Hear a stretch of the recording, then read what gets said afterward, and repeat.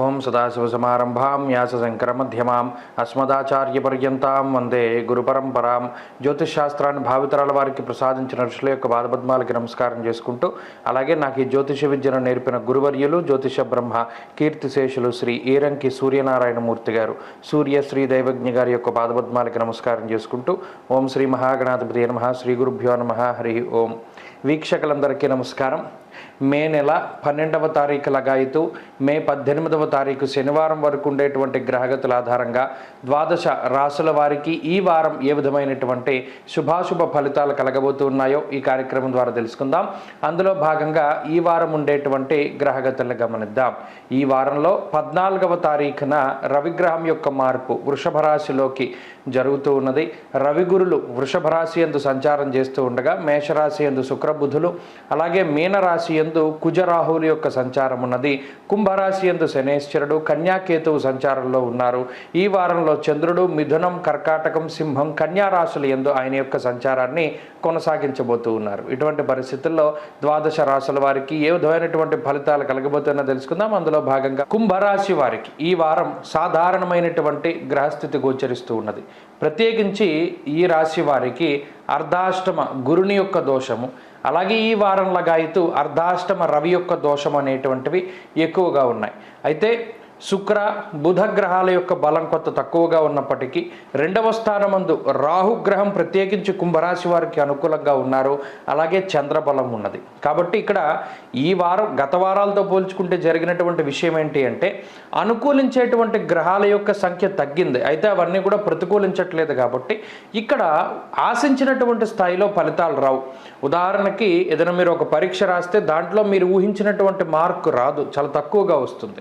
అలానే ఫెయిల్ అయిపోరు. ఎందుకు? ఇవి గ్రహాలు ప్రతికూలంగా లేవు కాబట్టి. ఈ విషయాన్ని ప్రత్యేకించి దృష్టిలో పెట్టుకోవాలి.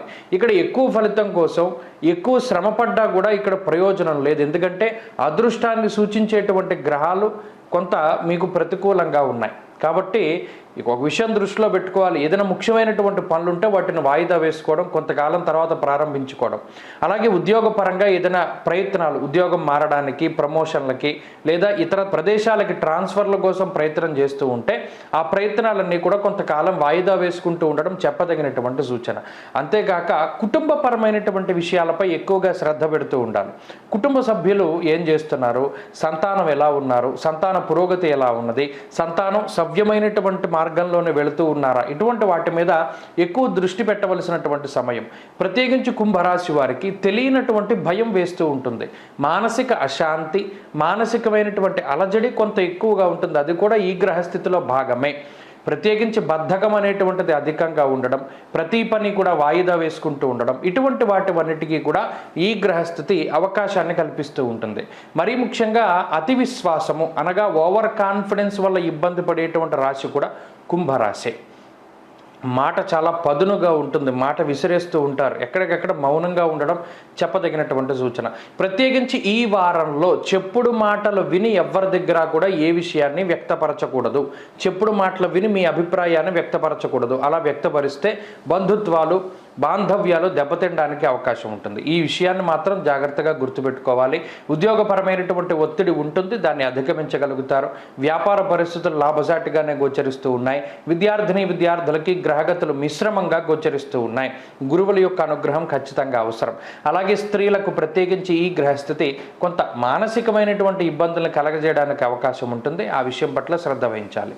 కుంభరాశి వారి వారం మరింత అనుకూలమైనటువంటి ఫలితాలను సాధించడానికై దత్తాత్రేయ స్వామి వారి యొక్క ఆరాధన, శ్రీ గురు దక్షిణామూర్తి యొక్క స్తోత్ర పారాయణ, ఇలా గురువు ఆరాధన చేస్తూ ఉండడం చెప్పదగినటువంటి సూచన.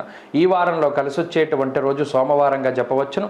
అదృష్ట సంఖ్య 9, అదృష్ట వర్ణము తెలుపు. తదుపరి మీనరాశి.